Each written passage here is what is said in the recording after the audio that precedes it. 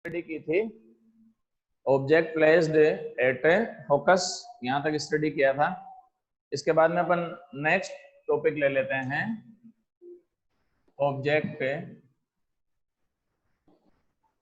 Placed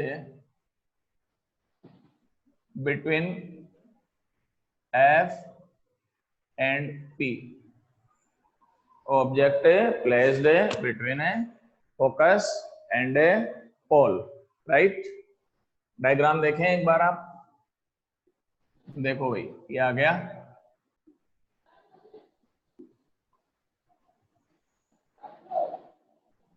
focus ये ले लें, पोल ऑब्जेक्ट यहां से ले लिया। One light ray is parallel to principal axis. After reflection it is a passes through from focus. Second ये ले लेते हैं भाई, ये यहां से ले लें अपन। अगर कोई ऑब्जर्वर इसको यहां से देखेगा तो एक बार देखो, इमेज जो है ये लाइट रेज उस ऑब्जर्वर को ये पीछे कहीं ना कहीं से आती हुई लगेगी। आगे बोर्ड बड़ा चाहिए भाई इसमें, ये यहां से आती हुई लगेगी। ऑब्जेक्ट ए, ये बी, ये A dash and A B dash, ठीक है। तो प्रॉपर्टीज क्या हुई, image is a virtual, erect and behind of mirror. Virtual है, इरेक्ट है and behind of a mirror. Clear. अब एक एग्जांपल लेके मैं क्लियर कर देता हूं।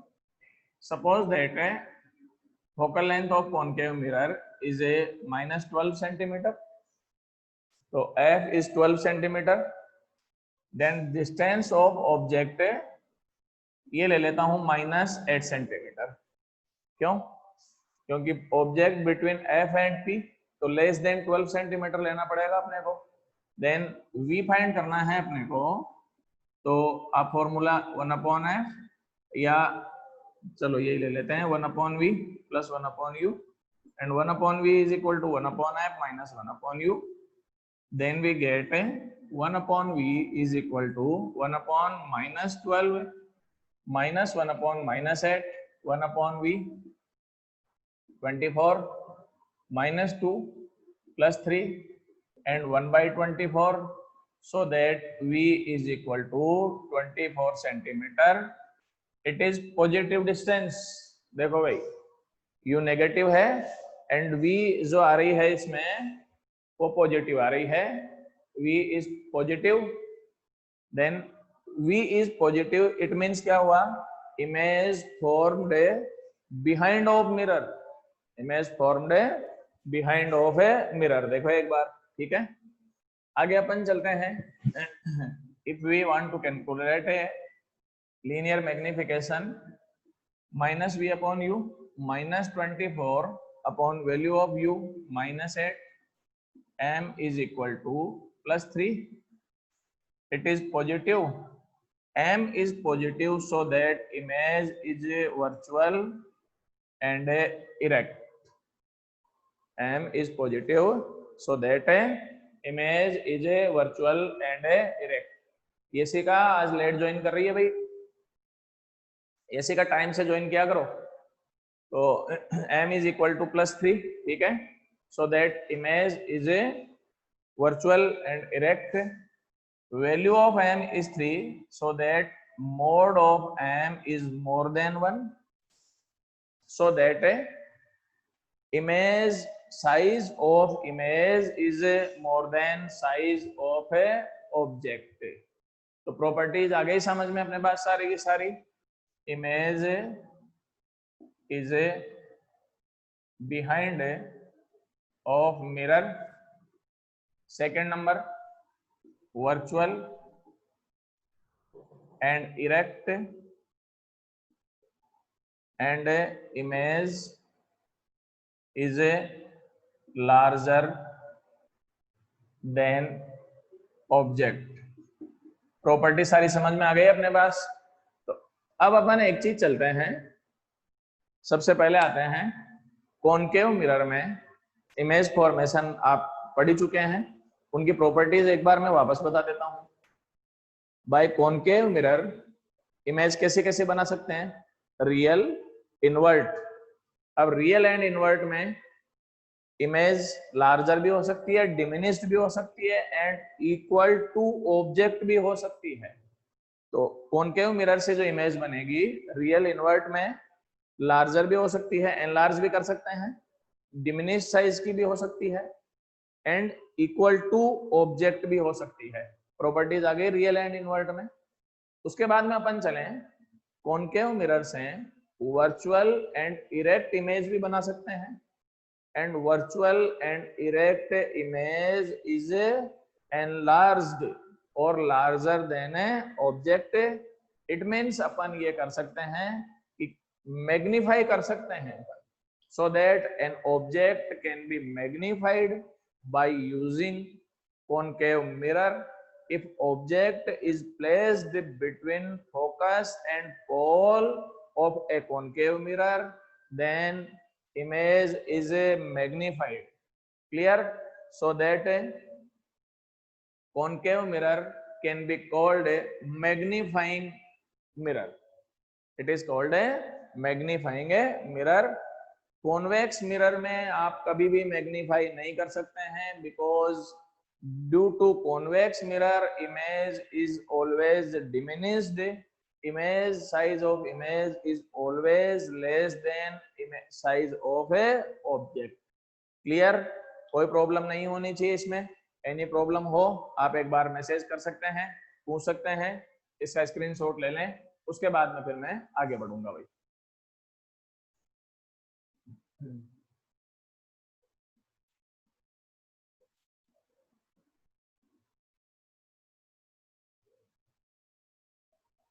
एक किरण ओला, तू भी आज लेट थी भाई क्लास में, थोड़ा टाइम से है ना, फिर मैं पढ़ाना चालू कर देता हूँ।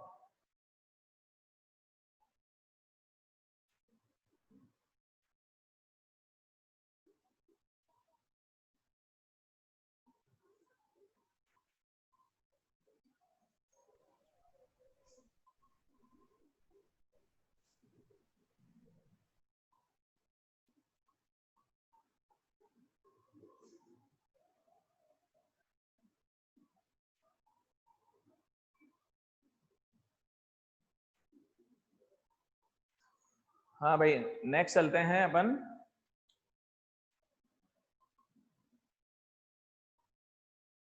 Image formation by convex mirror. ठीक है, तो सबसे पहले first object placed at infinity, object placed at infinity. एक सेकेंड आगे चलें, तो देखो भाई कॉन्वेक्स मिरर ये रहा है, इसमें ऑब्जेक्ट एट इंफिनिटी, तो पैरेलल टू प्रिंसिपल एक्सिस आप लाइट रेज ले लें, कि पैरेलल टू प्रिंसिपल एक्सिस है, इधर गई, दोनों लाइट रे appear to converge at focus, ये focus, so that image formed at f, right? point size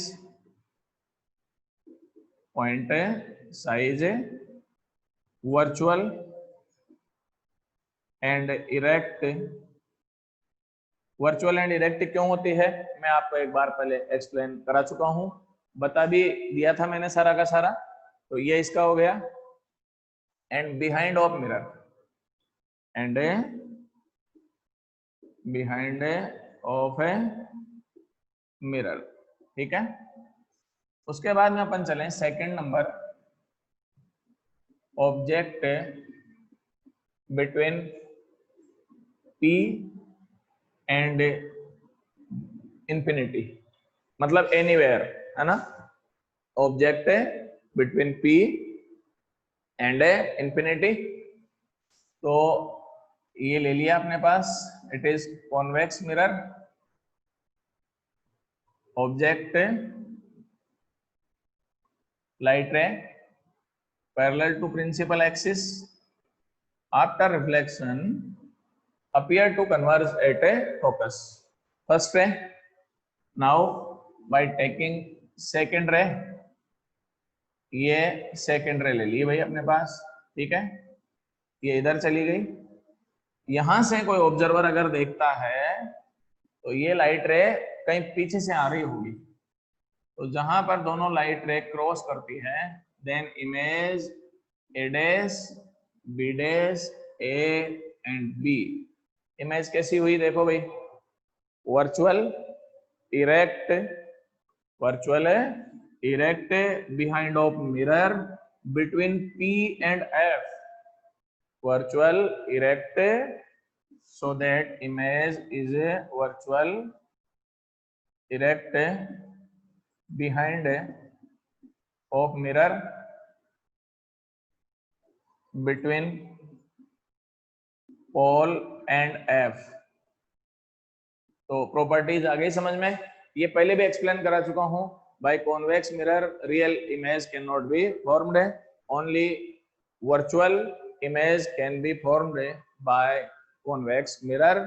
एक बार आप इसका स्क्रीनशॉट ले लें, रिफ्लेक्शन खत्म, कोई प्रॉब्लम बता दें, उसके बाद में मैं रिफ्रैक्शन चालू करूंगा भाई, ठीक है।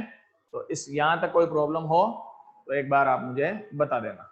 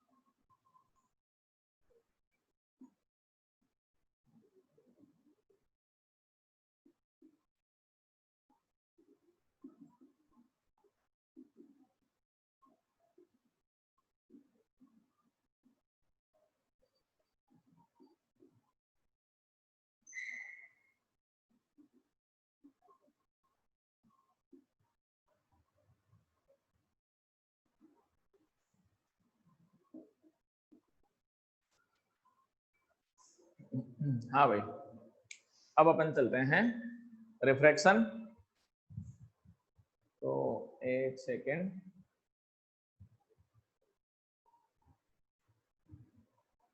definition of a refraction: when light ray enter from one medium to another medium, when light ray enters from one medium to another medium, then at the plane of separation of mediums, at the plane of separation of a mediums, light ray deviate from its original path, it is called refraction.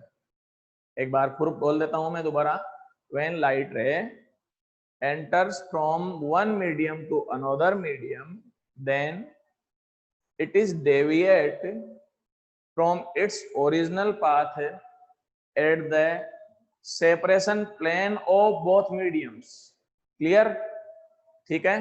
तो सबसे पहले अपन चलें, light, two mediums are required for refraction. Two mediums are required for a refraction. ठीक है. उसके बाद में अपन एक और चीज चलें इसमें. In refraction, I is not equal to R. In refraction, I is not equal to R. Clear? Next अपन चलें इसमें, two mediums सही हैं. I is called angle of incidence and R is called angle of refraction. It is incidence ray, refracted ray, normal. Angle between normal and incident ray is angle of incidence. Refracted ray, normal. Angle between both is called angle of a refraction. Is it clear? आगे थोड़ा और detail से चलते हैं अपन. When light ray enters from a rarer to denser medium, when a light ray enters from a rarer to denser medium, then it is shifted towards normal. It is shifted towards normal. उसके बाद में अपन चलें इसमें, if a light ray enters from denser to rarer, then it is shifted away from normal.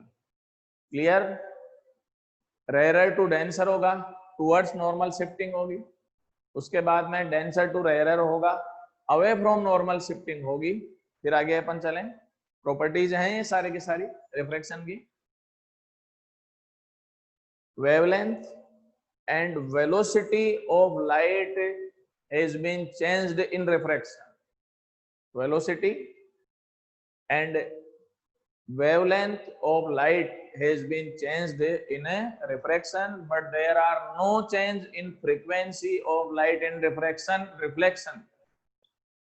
There are no change in frequency in refraction, reflection. सभी में, ठीक है ना?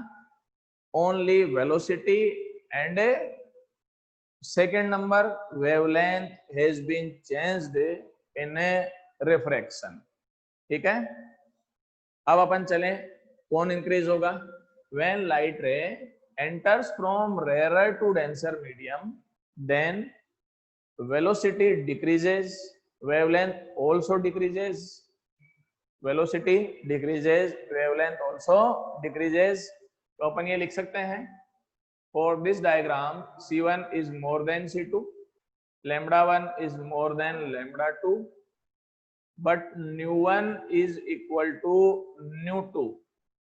nu1 is equal to nu2 for first diagram. For second diagram अपन चलते हैं. When light ray enters from denser to rarer medium, enters from denser to rarer medium, then velocity increases, wavelength also increases. Then अपन ये लिख सकते हैं, C2 is more than C1, lambda 2 is more than lambda 1, and nu1 is equal to nu2 for second diagram. For first diagram आ गया होगा समझ में अपने पास. denser to rarer move होगा, velocity increases, wavelength also increases, but there are no change in frequency of light. Is it clear or not? आप कोई दिक्कत है? क्योंकि रिफ्लेक्शन में इतनी प्रॉब्लम नहीं आती है कॉन्सेप्चुअली. कॉन्सेप्ट में अपने पास कोई प्रॉब्लम आएगी तो रिफ्रैक्शन में ही आती है. तो अगर कोई दिक्कत हो आप मुझे बता सकते हैं. अब सबसे पहले एक और चीज चलता हूं मैं, यहां से देखें अपन. C is directly proportional to lambda for a light. C is directly proportional to lambda for light, and C is equal to nu lambda, where nu is constant. It is frequency of a light. It is a frequency of a light, so that nu is equal to C upon lambda. If a C becomes double, then lambda also becomes double. हाँ भाई राहुल शर्मा, ये तूने जो question पूछा है ना उसी का आंसर बता रहा हूं, देख ले एक बार. Nu is C is proportional to lambda, then C is equal to nu lambda, where nu is constant. ठीक है, and nu is frequency. Nu is equal to C upon lambda. If C is doubled, then lambda also doubled, then nu becomes constant. ये वापस आ जाओ R equal to V upon I पर. मैंने पहले भी बताया था resistance not depends on potential and current. यहाँ पर भी ये रहेगा, frequency not depends on velocity and wavelength. एक और मेथड बता देता हूं मैं इसका समझने का. Frequency of light is decided at source. Frequency of light is decided at source of origin of light. जैसे एक एग्जांपल है, सनलाइट आ रही है अपने पास, तो फ्रीक्वेंसी ये डिसाइड कहां पर हो चुकी है, सन में डिसाइड हो चुकी है भाई. उसका रीजन भी है, आपको लोगों को थोड़ा बहुत वैसे 11th केमिस्ट्री में पढ़ा होगा, एटॉमिक स्ट्रक्चर पढ़ा होगा ना. ठीक है, एटॉमिक स्ट्रक्चर में आपने ये पढ़ा होगा, when an electron transit from upper orbit to lower orbit, then light emitted in form of photon. ये तो स्टडी किया होगा. when an electron transit from upper orbit to lower orbit, then light emitted in form of a photon. तो source of light क्या है अपने पास, सबसे पहले तो इस पर आ जाओ. source of light is transition of electron from upper orbit to lower orbit. suppose that KLM आप जानते ही हैं, L टू K में ट्रांजिशन होगा, देन लाइट का एमिशन होगा. ये लाइट जो एमिट हुई, ये लाइट अपने पास सनलाइट सन से यहाँ पर आ रही है. देन अब फ्रीक्वेंसी जो होगा लाइट का एमिशन, वो डिसाइड कहाँ से हो चुका है, सन से. वो मीडियम पे डिपेंड नहीं करेगा. मीडियम पर डिपेंड कौन करेगा, एक तो वेवलेंथ करेगा, और सेकंड नंबर अपने पास वेलोसिटी ऑफ लाइट करेगी. अभी मैं बता दूंगा कि ये वेवलेंथ एंड वेलोसिटी क्यों डिपेंड करेगी, वो भी मैं बता देता हूँ. इसी में क्लियर कर रहा हूं मैं भाई, वेवलेंथ एंड अपने पास है ये क्यों डिपेंड करेगी, वो भी मैं अभी इसी में बता रहा हूं. देखो सबसे पहले अपन चलते हैं rarer and denser medium concept of rarer and denser. तो रेयरर किसको बोलेंगे और डेंसर किसको बोलेंगे. देखो भाई, ना कोई रेयरर है ना कोई डेंसर है. Neither any medium is rarer nor denser. ठीक है, तो फिर है क्या, डेंसर रेयरर क्यों बोलते हैं. Denser and rarer concepts are comparatively हैं सारा का सारा खेल. इसको बहुत इजी मेथड से समझा देता हूं मैं. ठीक है, मान लीजिए कि मेरे पास 1000 रुपीज है, तो 1000 रुपए हैं मेरे पास. अब सेंटेंस है कि आई हैव 1000 रुपीज. तो अब तुम्हारे में से कोई भी ये नहीं कह सकता कि सर आपके पास कम रुपए हैं या ज्यादा रुपए हैं, क्योंकि मैथमेटिकली कंपेयर आप कर ही नहीं रहे हैं. आप केवल यही तो देख रहे हैं भाई मेरे पास कितने हैं, तो मेरे पास 1000 रुपए हैं. तो न तो अपने पास कंपेरेटिवली किसी से लेस देन है, न किसी से मोर देन है. अब ये less than and more than कैसे होगा. मान लो कि राहुल के पास 10,000 रुपए हैं, 10,000 हैं. तो अब कंपेयर राहुल से करोगे अगर, तो फिर क्या हो जाएगा, 1000 रुपीज इज लेस देन 10,000. इसका मतलब ये हुआ कि मेरे पास जो पैसे हैं वो लेस देन टू राहुल हो गए. ठीक है, अब अपन आते हैं, मान लो कि अजय है, अजय के पास अपने पास केवल 100 रुपए हैं. तो इसका मतलब ये हुआ कि मेरे पास अजय से मोर देन रुपीज हो गए कि नहीं हो गए? तो मेरे पास तो 1000 रुपीज ही थे, अजय से तो मोर देन हो रहे हैं, राहुल से लेस देन हो रहे हैं। तो ये मोर देन लेस देन का कॉन्सेप्ट जो है मैथमेटिक्स में कंपैरेटिवली है। Absolutely there are no one is less than and no one is more than. एक और कॉन्सेप्ट बता देता हूं मैं। मान लीजिए एक लड़का है, ठीक है, उसकी हाइट 5 फीट 2 इंच है। तो अपन ये नहीं कह सकते हैं कि लंबा लड़का जो है वो लंबा है या फिर छोटा है। वो लंबा कब होगा? जब आप उसकी हाइट को 5 फीट वाले से कंपेयर करेंगे तो लड़का लंबा हो जाएगा, लेकिन अगर 6 फीट वाले से कंपेयर करोगे तो लड़का छोटा हो जाएगा। तो ये लॉन्ग, शॉर्ट, हाई, लो, लेस देन, मोर देन, ये सारे के सारे कंपैरेटिवली हैं। तो अब अपन वापस आते हैं डेंसर एंड रेयरर। न कोई डेंसर न कोई रेयरर, सब कुछ कंपैरेटिवली। अब सबसे पहले आते हैं कंपैरेटिवली रेयरर एंड डेंसर कैसे होते हैं। सबसे पहले तो अपने पास अपन ये चलते हैं कि मोस्ट रेयरर मीडियम कौन सा है। What is the name of a most rarer medium? तुम्हारे में से देखे कोई आंसर बता सकता है क्या? मोस्ट रेयरर मीडियम कौन सा है? अजय, राहुल, धर्मवीर भी है भाई, गुड मॉर्निंग तो कर रहा है, बता देंगे। अच्छा, राहुल ने डायमंड बताया, और कोई है? डायमंड है या एयर है? ये दोनों में से एक बता भाई राहुल। मोस्ट रेयरर मीडियम कौन है? एयर। मनीषा ने एयर बताया है, राहुल ने भी एयर बताया है, किसी का एयर है, ठीक है। वैक्यूम, वैक्यूम किसने बताया भाई? भूमेश ने, भूमेश मामोडिया ने वैक्यूम बताया है। तो right answer is vacuum. Air जो है वो सेकंड नंबर रेयर है। Most rarer medium is vacuum. First number पर वैक्यूम है, सेकंड नंबर पर एयर है भाई। अब रेयरर और डेंसर का कॉन्सेप्ट कैसे है, लाइट की स्पीड इंक्रीज और डिक्रीज कैसे होती है, वेवलेंथ इंक्रीज एंड डिक्रीज कैसे होती है, ये मैं समझा देता हूं। सबसे पहले आ जाएं रेयरर एंड डेंसर कैसे होता है। मीडियम में पार्टिकल्स, एटम्स, मॉलिक्यूल्स जितने नियर बाय होंगे वो मीडियम उतना ही ज्यादा डेंसर होगा। क्लियर?